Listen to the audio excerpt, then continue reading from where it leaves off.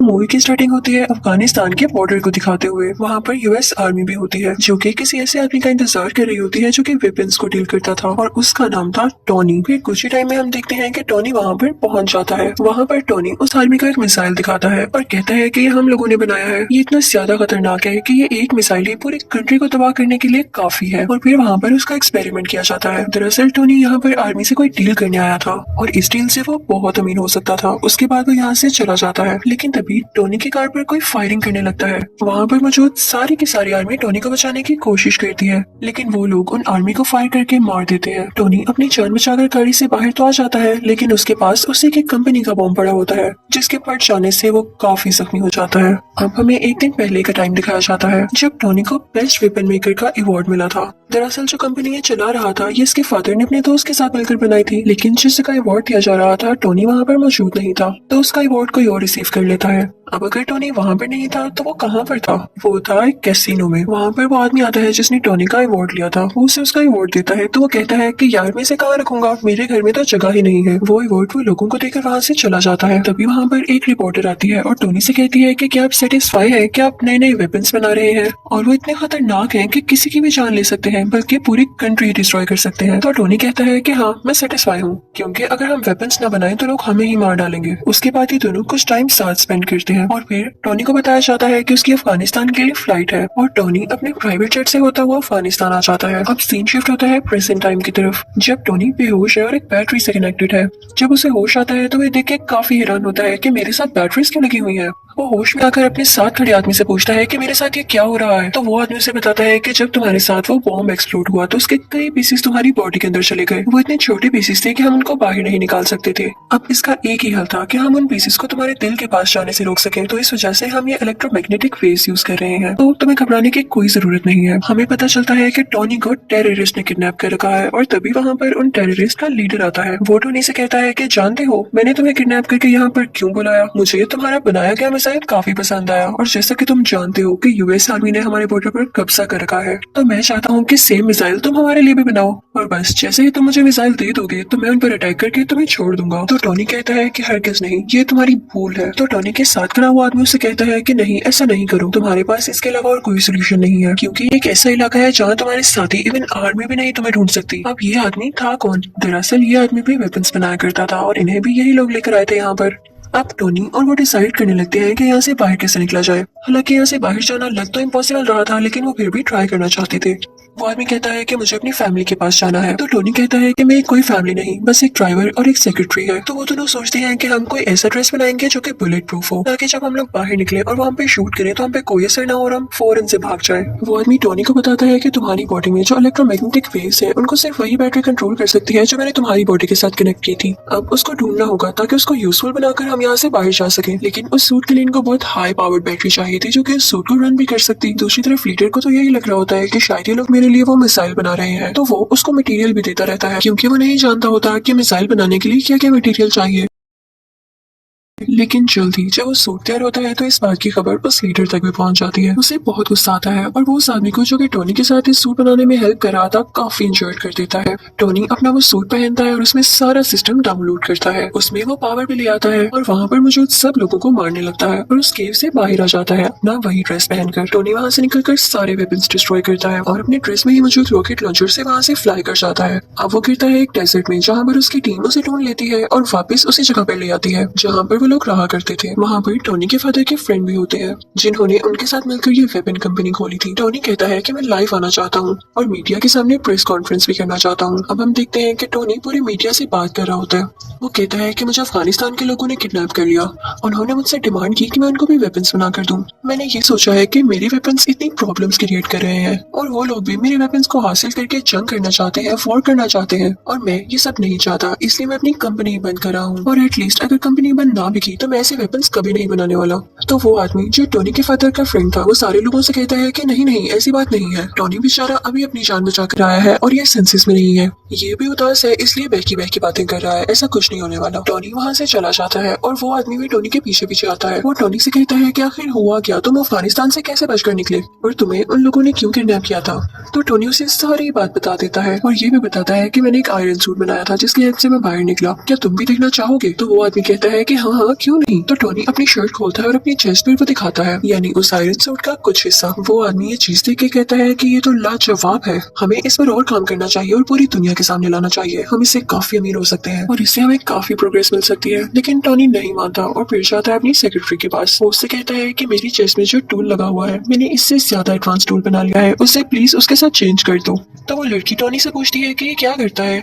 तो टोनी उसे बताता है कि मेरी बॉडी में कुछ मेटल पीसीज हैं, ये उनको मेरे दिल तक जाने से रोकता है और मेरी बॉडी में और ज्यादा पावर और एनर्जी बनाता है। दूसरी तरफ डेजर्ट में उन अफगानिस्तान के टेररिस्ट को उस सूट के कुछ पार्ट्स मिल जाते हैं, जिसे वो लोग जोड़कर पता लगा लेते हैं कि असल में चीज क्या है। और उधर टोनी भी एक नए ड्रेस बनाने की कोशिश में होता है। उसने उस ड्रेस में और ज्यादा अच्छे रॉकेट लॉन्चर्स लगा रखे थे जो उसे उड़ने में मदद देने वाले थे। अब वो अपने ड्रेस में लगे सिस्टम को ऑर्डर देता है कि मुझे और ऊपर उड़ाओ, लेकिन जब वो काफी ज्यादा ऊपर पहुंच जाता है तो उसके ड्रेस में बर्फ जमने लगती है सर्दी की वजह से, और उसके सिस्टम में एरर आ जाता है और वो नीचे आकर गिरता है। जैसे वो नीचे आ रहा होता है तो अपने सिस्टम को दोबारा से ऑर्डर देता है, क्योंकि अब उस पर से बर्फ मेल्ट हो रही थी और वो दोबारा से उड़ जाता है। फिर घर आकर वो उस ड्रेस में कुछ चेंजेस करता है ताकि ज्यादा ऊंचाई पर जाने में वो ड्रेस ना जमे। और टेबल पर उसकी सेक्रेटरी ने उस पुराने टूल पर कुछ लिख के उसके लिए रखा होता है, जिसे देख के वो काफी खुश होता है। फिर शाम को हम देखते हैं कि टोनी एक पार्टी में जाता है जहाँ पर उसकी सेक्रेटरी भी होती है। वो दोनों साथ टाइम स्पेंड करते हैं, डांस करते हैं और काफी एंजॉय करते हैं कि तभी वहीं पर वो रिपोर्टर आ जाती है जिसने उससे कुछ क्वेश्चंस किए थे। वो कहती है कि जो मिसाइल तुमने अफगानिस्तान में दिखाया उस जैसे कई मिसाइल अब अफगानिस्तान खुद बना रहा है, और मुझे नहीं लगता कि ये तुम्हारी परमिशन से हो रहा है या तुमने ऐसा कुछ करने को कहा है।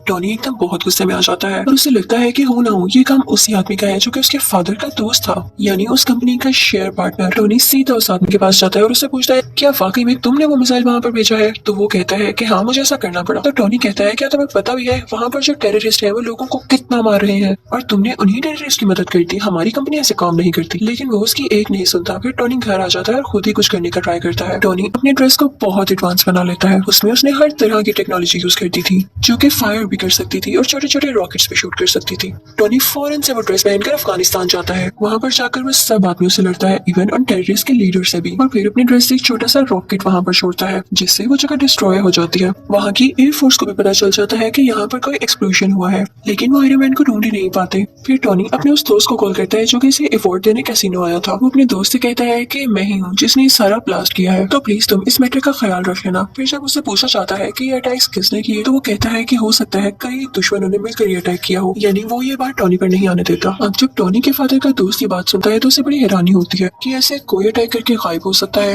वो फौरन से अफगानिस्तान जाता है और वहाँ के टेररिस्ट से बात करता है। तो वो टेररिस्ट कहते हैं कि हम जान चुके हैं कि काम किसका है, लेकिन हम तब तक खामोश हैं जब तक हम पूरी बात का न पता लगा लें। ये आयरन मैन ही है क्योंकि हमें डेजर्ट से उसके ड्रेस के कुछ पार्ट्स मिले हैं। वो टेररिस्ट उस आदमी से कहते हैं कि अगर तुम हम लोगों को पैसे दे दो तो मैं सूट का डिजाइन तुम्हें बता सकता हूँ। लेकिन टोनी के फादर का दोस्त ऐसा नहीं करता, बल्कि वो लोगों को डरा धमका कर वो ड्रेस अपने साथ ले आता है। टोनी को पता चल जाता है कि उसका पुराना ड्रेस किसी ने चुरा लिया है। वो फौरन से अपनी सेक्रेटरी के पास जाता है और उसे कहता है कि कैसे भी करके मुझे उसको रोकना होगा कि कहीं ये सारी इन्फॉर्मेशन लीक ना हो जाए और वो मेरा नाम, मेरी आइडेंटिटी यूज करके हर जगह तबाही फैलाए। अब टोनी की सेक्रेटरी उस आदमी के ऑफिस जाती है, यानी वही आदमी जो टोनी के फादर का दोस्त है। वो सारी इन्फॉर्मेशन उसके कंप्यूटर से कॉपी करने लगती है और साथ ही साथ उसे ये भी पता चलता है कि यही वो आदमी था जिसने टोनी को किडनैप करवाया था उन टेररिस्ट से, क्योंकि ये नहीं चाहता था कि टोनी का इस कंपनी में जरा सा भी शेयर हो। ये सुन के वो काफी हैरान होती है और वहाँ से जाने ही वाली होती है कि तभी वहाँ पर वही आदमी आ जाता है जिसके कंप्यूटर से वो डेटा चुरा रही थी, लेकिन उसे बातों में लगा के वहाँ से चली जाती है। अब वो आदमी भी इतना कोई इनोसेंट नहीं था, उसे पता चल जाता है कि ये लड़की मेरे कंप्यूटर से सारा डेटा चुरा गई है। जब वो लड़की सारी इन्फॉर्मेशन लेके वहाँ से निकल रही होती है तो एक आदमी आता है और कहता है कि आप टोनी को जानती है ना, कि आप टोनी से मेरा इंटरव्यू करा देंगी, मुझे उससे कुछ सवाल पूछने हैं, कुछ क्वेश्चनिंग करनी है। और दूसरी तरफ टोनी के फादर के फ्रेंड को भी अजीब अजीब फील हो रहा होता है, क्योंकि वो जानता था कि टोनी अब कितना पावरफुल है और उसे पता चल चुका है कि इस सारी गेम के पीछे मेरा ही हाथ है। उस आदमी ने कुछ साइंटिस्ट को ऑर्डर दिया होता है वही टूल बनाने के लिए जो कि टोनी की चेस्ट में था, लेकिन हैरानी वाली बात यह है कि जो टूल ये बनवा रहा था उसका साइज काफी बड़ा था, लेकिन उसको कंप्लीट होने में भी टाइम था। तो ये जाता है टोनी के घर काफी गुस्से में। वो टोनी की बॉडी को डीएक्टिवेट करके उसकी चेस्ट में से वो टूल यानी जो उसका हार्ट था वो ले जाता है, जिसकी वजह से टोनी बहुत डाउन फील करने लगता है और उसके बगैर वो ज्यादा देर जिंदा रहने वाला नहीं था। कि तभी टोनी को याद आता है कि उसकी सेक्रेटरी ने उसे एक पुराना टूल भी दिया था। वो फौरन से उसको लगा दिखा लेता है और अपना ड्रेस दोबारा से अपनी बॉडी पर ले आता है। अब टोनी के फादर का फ्रेंड तो टोनी का वो टूल लेके जा चुका था। उसने अपने पास काफी बड़ा आयरन जॉइंट बना रखा था जिसका वो नाम रखता है आयरन मॉन्गर। वो आदमी वो टूल जो टोनी की चेस्ट से निकाला गया था उसके अंदर डाल देता है, जिससे वो एक्टिवेट होने लगता है। उसमें कई पावर्स आ जाती हैं। लेकिन इतनी ही देर में असली आयरन मैन भी वहां पर पहुंच चुका था और अब इन दोनों में काफी ज्यादा फाइट होती है। अब वो दोनों लड़ते लड़ते रोड पर आ जाते हैं। तभी आयरन मैन को याद आता है कि अभी तक ये सूट पूरी तरह ठीक नहीं हुआ, यानी अभी भी ये कई ज्यादा हाइट पर जाकर फ्रीज हो जाएगा।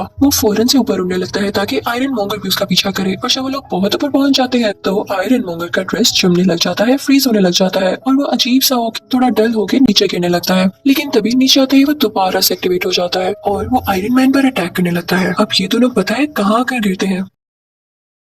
उसी लैब पर जहाँ पर ये बहुत बड़ा टूल बनाया जा रहा था। इस टूल को उसी आदमी के साइंटिस्ट बना रहे थे जो टोनी के फादर का फ्रेंड था। अब आयरन मैन अपनी सेक्रेटरी को फौरन से कहता है कि तुम ये टूल एक्टिवेट कर दो, मैं यहाँ से फौरन से भाग जाऊंगा और इसका सारा का सारा इफेक्ट इस आयरन मॉन्गर पर हो जाएगा, क्योंकि ये नहीं जानता होगा कि टूल स्टार्ट होने वाला है। वो लड़की ऐसा ही करती है। उसमें काफी ज्यादा रेज निकलती है जो कि आयरन मॉन्गर के गिर्द आ जाती है और इन रेज की वजह से आयरन मॉन्गर मारा जाता है। अब अगले दिन हम देखते हैं कि टोनी की प्रेस कॉन्फ्रेंस होती है और सारे उसे क्वेश्चन कर रहे होते हैं कि क्या आप ही हो आयरन मैन? तो उसके पास एक आदमी आता है और कहता है कि नहीं, आपने ये नहीं कहना, आपने ये कहना है कि उसमें आपका बॉडीगार्ड था और उन दोनों में आपस में कोई पर्सनल इश्यूज की वजह से लड़ाई हो रही थी और आपके फादर के फ्रेंड भी नेचुरल डेथ मरे। लेकिन टोनी वो स्क्रिप्ट उठा के सब लोगों के सामने चला जाता है। तभी उसका दोस्त उसके कान में कहता है कि जो भी बात सच है वही बोलिएगा। आयरन मैन सबके सामने बोल देता है आई एम आयरन मैन, यानी अब सबको पता चल चुका था कि असली आयरन मैन टोनी ही है। और इसी के साथ आयरन मैन पार्ट 1 यही खत्म हो जाता है।